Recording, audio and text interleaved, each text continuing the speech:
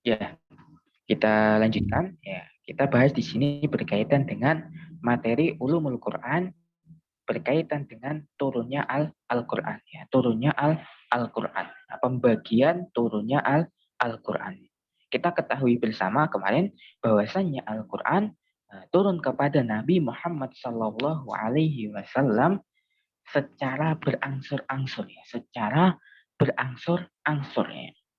Selama kurang lebih berapa tahun, Pak Ahmad? 23 tahun ya, 20. 23 tahun. Jadi Al-Quran ini turun kepada Nabi Muhammad Shallallahu Alaihi Wasallam secara bertahap ya, secara berangsur-angsur, secara bertahap kurang lebih selama 23 tahun ya, selama 23 tahun ya. Di sini dari waktu yang lama di sini 23 tahun, mayoritas ayatnya, mayoritas ayat Al-Quran Nabi Muhammad Shallallahu Alaihi Wasallam terima saat beliau masih di Makkah ya, saat beliau masih di Makkah.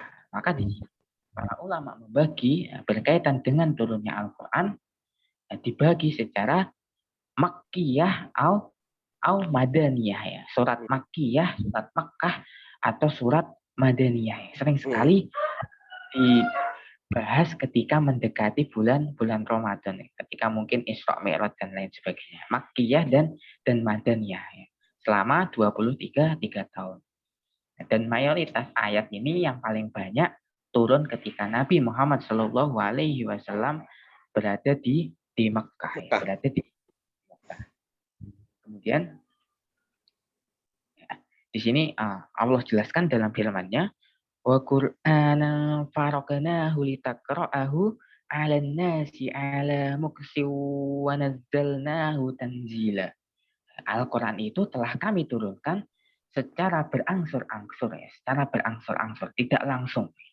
Agar kamu membacakannya perlahan-lahan kepada manusia dan kami menurunkannya sebagai bagian demi bagian ya. Jadi Allah turunkan Al-Quran ini secara perlahan-lahan ya, berangsur-angsur kepada manusia seperti itu. Ya, kemudian di sini dijelaskan para ulama membagi ayat Al-Quran menjadi dua kategori seperti yang Anda jelaskan tadi di awal ya. Para ulama di sini ahlul ilmi membagi ayat Al-Quran menjadi dua kategori. Yang pertama adalah ayat Makkiyah dan ayat Madaniyah. Jadi Makkiyah itu berarti Makkah ya. Karena Nabi Muhammad Shallallahu Alaihi Wasallam pertama kali dakwah di Makkah ya. Pertama kali mendakwahkan Islam di Makkah. Kemudian yang kedua adalah Madaniyah, ayat Madaniyah. Kemudian beliau hijrah ke Madinah. Ya. Apa Pak perbedaan antara ayat Makkiyah dan ayat Madaniyah? Biasanya kalau Makkiyah suka dimulai dengan ya ayuhan nas ya. Kalau Madaniyah sudah ya perbedaan, ini perbedaannya. Ini Anda tanyakan kenapa dikatakan surat Makkiyah dan surat Madaniyah. Diturunkannya di Mekah dan Madinah. Setelah hijrah dan sebelum hijrah dan setelah hijrah. Ya, ini yang ahsan, bukan diturunkannya di Mekah atau di Madinah. Karena ada ayat Madinah, ayat Madaniyah, tetapi diturunkannya di Mekah ya. Ada ayat Madinah tapi diturunkannya di Mekah ya. Karena posisinya beliau Rasulullah Shallallahu Alaihi Wasallam lagi di Mekah. Yang benar adalah bahwasannya ayat Makkiyah itu diturunkan kepada Nabi Shallallahu Alaihi Wasallam sebelum beliau hijrah ke Madinah. Jadi ayat Makkiyah itu diturunkan kepada Nabi Muhammad Shallallahu Alaihi Wasallam sebelum beliau ini hijrah ke Madinah. Sedangkan ayat Madaniyah atau ayat Madinah diturunkan kepada Nabi Muhammad Shallallahu Alaihi Wasallam setelah hijrah ke Madinah. Makanya di sini ada contohnya. Quran surat Al-Maidah ayat 3. Ini ayatnya jelas sekali. Al-yauma akmaltu lakum dinakum wa atmamtu 'alaikum ni'mati wa raditu lakumul Islam madina. Ya, pada hari ini telah aku sempurnakan untuk kamu agamamu yaitu Islam dan telah kucukupkan kepadamu nikmatku dan telah kuridhoi Islam itu menjadi agama bagimu. Quran surat Al-Maidah. Ini suratnya termasuk surat Madaniyah ya, termasuk surat Madaniyah. Tetapi dijelaskan dalam Sahih Bukhari, riwayat Umar radhiyallahu anhu bahwasanya ini suratnya atau ini ayat termasuk ayat Madaniyah tetapi diturunkan ketika di Arafah ya, berada ketika haji wada. Sedangkan Arafah berada di mana? Di Makkah ya. Sedangkan Arafah berada di Makkah. Maka para ulama di sini mengatakan itu tadi ayat Madaniyah itu setelah beliau hijrah, ayat Makkiyah itu sebelum beliau hijrah. Walaupun beliau posisinya di Makkah, tetapi ketika setelah hijrah ini, maka ayat-ayat yang turun dinamakan ayat Madaniyah, walaupun turunnya di Makkah seperti itu. Bisa dipahami. Baik Ustaz. Jadi makanya kenapa ayat yang turun di Mekah tetap lebih banyak karena setelah hijrah pun memang masih ada yang turun di Mekah ya. Tapi setelah hijrah dinamakan surat ayat Madaniyah, Pak. Setelah hijrah kalau ayat Makkiyahnya tapi tetap lebih banyak ya daripada Madaniyah. Tentu untuk itu nanti kita singgung di sini ya. Kita singgung di sini. Baik. Nah, kita di pembahasan selanjutnya. Nanti kita akan bahas dari segi perbedaannya. Nah, ada perbedaan ayat-ayat Makkiyah dengan ayat-ayat Madaniyah. Biasanya di beberapa surat itu ada. Ayat Makkiyah atau surah Makkiyah seperti itu. Surat Makkiyah atau surah Madaniyah. Untuk suratnya lebih banyak, tentu lebih banyak di surat Makkiyah. Tetapi untuk panjangnya dan lain sebagainya lebih banyak di Madaniyah. Kita akan bahas poin selanjutnya. Nah, perbedaan antara ayat-ayat Makkiyah dan ayat-ayat Madaniyah. Perbedaan ayat-ayat Makkiyah dan ayat-ayat Madaniyah. Yang pertama kita akan bahas perbedaan dari segi bahasa. Nah, kita akan bahas dari segi bahasa. Di sini jelaskan bahwasannya ayat-ayat Makkiyah itu memiliki ciri atau gaya bahasa yang kuat, ciri bahasa yang kuat dan ungkapannya yang berbentuk tegas ya. Ciri-cirinya kalau Makkiyah itu memiliki gaya bahasa yang kuat dan ungkapan yang tegas ya. Jadi bahasanya kuat. Misalkan Qul huwallahu ahad. Jadi ada bahasanya penekanan. Katakan ya. Qul huwallahu, dia Allah. Ada sesuatu yang esa, maksudnya satu ya. Jadi di sini penekanan ya. Karena kenapa seperti ini? Kenapa pakai bahasa yang kuat, tegas misalkan? Ya, pakai bahasa yang tegas ya. Enggak lembut. Ya. Misalkan kita bahas ini, Mas, tolong minta tolong nanti kalau longgar ambilkan sendok di dapur. Ini bahasanya santai. Bisa berbeda dengan yang tegas misalkan. Ambilkan sendok di dapur sekarang. Mas, ambilkan sendok sekarang. Nah, ini bahasanya kan tegas. Ini perbedaannya. Makkiyah ini memakai gaya bahasa yang kuat dan juga tegas. Kenapa seperti ini? Karena ayat ini disampaikan kepada mayoritas orang yang masih menentang Islam, dan juga sombong, yaitu orang-orang kafir Quraisy, orang-orang Quraisy. Makanya dipakailah ayat Makkiyah ini dengan bahasa yang kuat dan ungkapan yang tegas. Ya, ini ayat Makkiyah. Sedangkan ayat-ayat Madaniyah ini menggunakan bahasa yang lembut, menggunakan bahasa yang lembut. Tadi Makkiyah tegas, kuat. Kalau Madaniyah ini memakai bahasa yang lembut dan ungkapan yang lebih mudah. Kenapa? Karena khitabnya orang yang diajak bicara di sini atau orang yang disampaikan di sini mayoritas mereka sudah menerima Islam dan sudah tunduk terhadap Islam. Bisa dipahami di sini? Baik, Ustaz. Jadi perbedaannya dari segi bahasa. Kalau Makkiyah tadi tegas dan kuat, kalau Madaniyah lembut dan mudah. Jadi santai. Misalkan surat Al-Maidah santai. Misalkan bahas masalah ini dan itu. Jadi bahasanya pun santai. Perbedaan dari segi bahasa itu tadi. Makkiyah kuat dan tegas, Madaniyah lembut dan mudah. Dan mudah Bisa ya. dipahami. Poin Dan pertama ya. lembut dan mudah.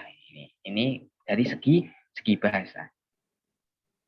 Kemudian yang selanjutnya, yang kedua, kalau ayat Makkiyah itu biasanya ayatnya pendek. Biasanya ayatnya pendek-pendek ya. Kita biasa ambil dari juz 27 misalkan, atau juz 26, atau mungkin juz 29 dan juz 30 ya.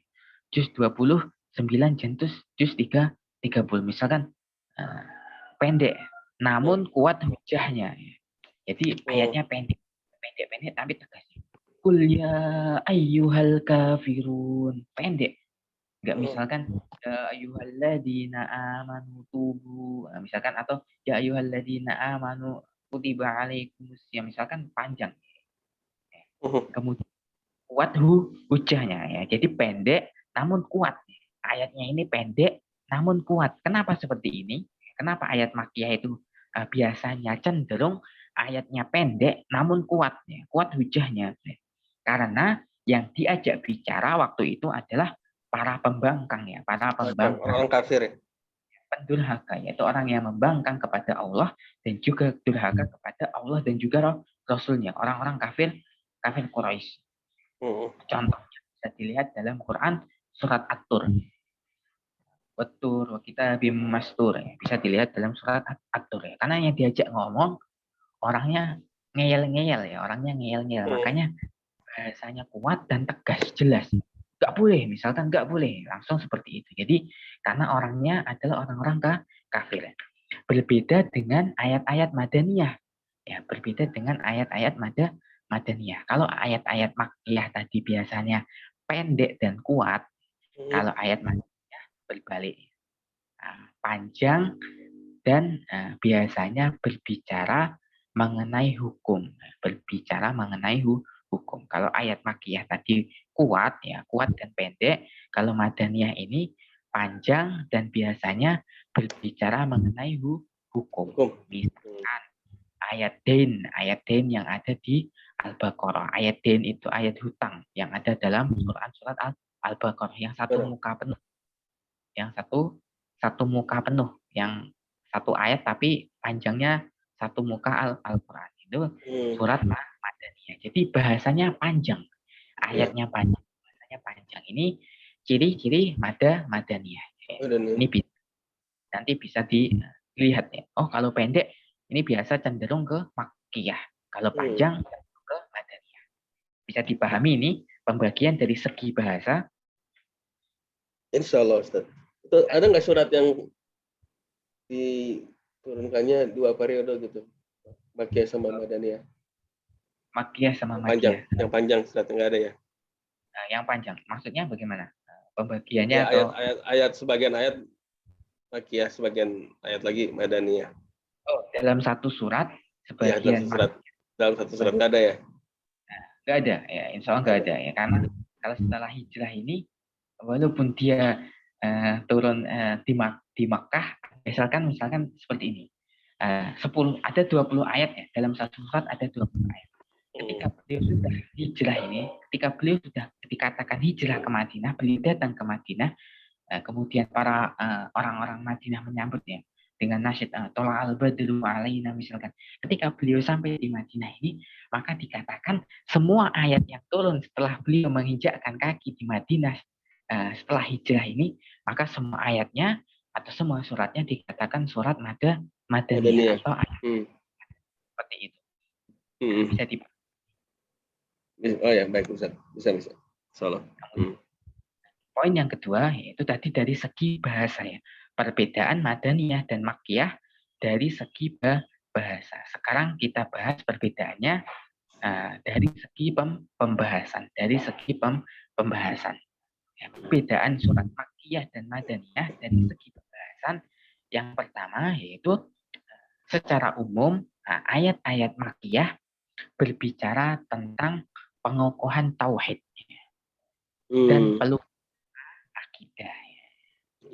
Jadi secara pembahasan kalau kita belajar tafsir, kita baca Al-Quran, kita baca artinya, maka kita akan temukan secara umum bahwasannya ayat-ayat Makkiyah ini pembahasannya condong berbicara tentang pengokohan tauhid dan juga pelurusan akidah. Kenapa seperti ini? Dan juga biasanya berkaitan dengan tauhid uluhiyah dan iman kepada kebangkitan. Tauhid uluhiyah yaitu mengesahkan Allah dan juga hari kebangkitan, hari akhir, hari kiamat. Kenapa seperti ini? Karena mayoritas yang diajak bicara orang-orang Quraisy yang mengingkari adanya hari kebangkitan. Orang-orang Quraisy yang mengingkari mengesahkan Allah. Ya, mereka mengakui itu Allah, tetapi memakai perantara berhala-berhala, ya. Kurang mengesahkan Allah. Makanya di ayat-ayat Makkiyah ini berbicara tentang pengokohan tauhid. Langsung kita ambil contoh. Misalkan surat yang gampang, Al-Ikhlas. Qul huwallahu ahad, Allahus samad, lam yalid wa lam yulad wa lam yakul lahu kufuwan ahad. Bahas masalah apa Pak di sini? Qul huwallahu ahad. Tauhid. Ya, Allah itu satu. Pengokohan tauhid. Somat ya. Beliau yang mampu mengatur segalanya. Ya, lam yalid wa lam yulad. Beliau tidak Allah tidak beranak, tidak juga diperanakkan, atau mungkin misalkan Al-Kafirun, surat Al-Kafirun, dan akidah ya, tidak boleh kita lakum dinukum waliyadin, ya, tidak boleh dengan agama orang lain. Ini berkaitan dengan Makkiyah. Berbeda dengan ayat Madaniyah. Kalau ayat Madaniyah ya menjelaskan berkaitan dengan masalah ibadah dan juga muamalah. Ini perbedaannya. Ibadah dan juga muamalah. Misalkan ibadah siam, surat Al-Baqarah misalkan. Atau mungkin surat An-Nisa berkaitan dengan nikah atau surat Al-Maidah berkaitan dengan binatang sesembelihan, ya, seperti itu. Jadi lebih santai, atau misalkan ayat dain tadi yang ada di Al-Baqarah. Jadi ayat Madaniyah ini biasanya menyinggung berkaitan dengan masalah ibadah dan juga muamalah, ya, bermuamalah. Kenapa ya? Karena yang diajak bicara adalah orang yang sudah terpantri, ya, sudah kuat di dalam diri mereka tauhid dan juga akidah yang lurus. Sehingga yang mereka butuhkan bukan pengokohan tauhid lagi, melainkan penjelasan dalam ibadah dan juga muamalah. Gimana toh tata cara puasa, gimana tata cara sholat, gimana tata cara haji dan juga berkorban. Jadi lebih condong kepada muamalah, ya, beribadah. Ini perbedaan yang pertama dari segi pembahasan antara Makkiyah dan juga Madaniyah. Bisa dipahami di sini? Insya Allah. Kemudian yang kedua, sebentar.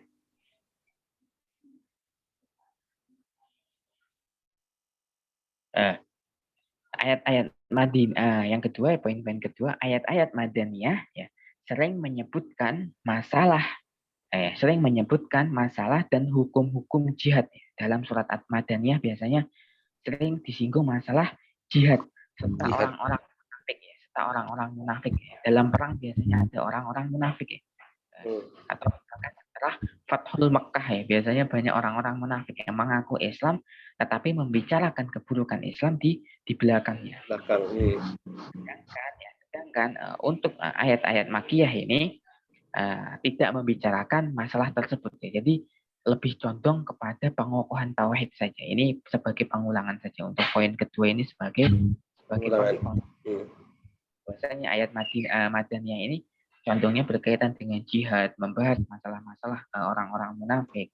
Sedangkan ayat-ayat Makkiyah ini lebih condong kepada pengukuhan tauhid dan penegasan hari kiamat ya, penegasan hari kebangkitan. Seperti itu. Ya, ini berkaitan dengan apa itu pengertian Makkiyah, surat Makkiyah dan surat Madaniyah, dan juga perbedaan antara surat Makkiyah dan surat Madaniyah. Jelas? Jelas Ustaz. Insyaallah. Nah, ada yang masih bingung mungkin jelas insyaallah. Jelas ya? Jelas Ustaz. Insyaallah. Jadi kita pun perlu memahami berkaitan dengan ilmu-ilmu dasar seperti ini. Nggak perlu tahu misalkan nggak apa-apa atau misalkan nggak apa-apa nggak harus hafal. Misalkan Al-Baqarah itu surat Madinah atau surat Makkiyah, misalkan Al-Kafirun surat Makkiyah atau Madinah. Tahu boleh ya. Tahu malah lebih bagus ya. Tahu seperti itu bagus. Cuma setidaknya kita sebagai seorang muslim mengetahui latar belakangnya. Dikatakan sebagai surat Madinah itu mengapa, sebagai surat Makkiyah itu mengapa, sehingga ketika ada orang yang bertanya paling enggak kita paham. Ada orang bertanya paling enggak kita paham. Kita katakan sebagai orang yang mengetahui dasar-dasarnya, dan orang yang mau belajar dasar-dasar hukum Islam, dasar-dasar hukum Islam, seperti itu. Jelas Pak ya? Insyaallah Ustaz. Kalau jelas ya, nanti kalau ada pertanyaan bisa ditanyakan. Mungkin ini insyaallah kita lanjutkan di pertemuan selanjutnya. Kita akhiri, kita tutup dengan doa kafaratul majlis. Subhanakallahumma wa bihamdika asyhadu an la ilaha illa anta astaghfiruka wa atubu ilaik. Assalamualaikum warahmatullahi wabarakatuh. Waalaikumsalam warahmatullahi wabarakatuh.